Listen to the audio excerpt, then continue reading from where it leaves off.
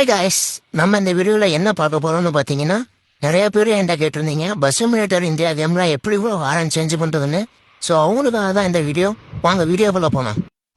உங்களோட மொபைலில் play store open பண்ணிக்கோங்க. ஓப்பன் பண்ணிவிட்டு சர்ச் பாரில் பஸ்ஸிடம் ஒரு ஆரம்பி சர்ச் பண்ணுங்க. ஃபஸ்ட் எடுத்ததும் ஒரு கார் லோகோ போட்டு ஒரு ஆப் இருக்கும், அதை டவுன்லோட் பண்ணிக்கோங்க. டவுன்லோட் பண்ணிவிட்டு உள்ளே போனீங்கன்னா இங்கே ஒரு ஏரோ சிம்பிள் இருக்கா, அதை கிளிக் பண்ணுங்கள். கிளிக் பண்ணிங்கன்னா உங்களுக்கு 45 வாரம் டிஸ்பிளே ஆகும். அதில் உங்களுக்கு எது பிடிச்சிருக்கோ ப்ளே பண்ணி பாருங்கள். ப்ளே பண்ணி பார்த்தீங்கன்னா கீழே டவுன்லோட்னு ஆப்ஷன் இருக்கும், அதை கிளிக் பண்ணி டவுன்லோட் பண்ணிக்கோங்க.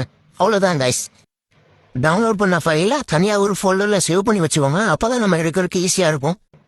இப்போது கேம்குள்ளே வந்துடுங்க. கேம்குள்ளே வந்துட்டு கரேஜ் போய் 4th ஆப்ஷன் இருக்கா, அதில் ஆல்ரெடி கேம் ஹாரன் இருக்கும்.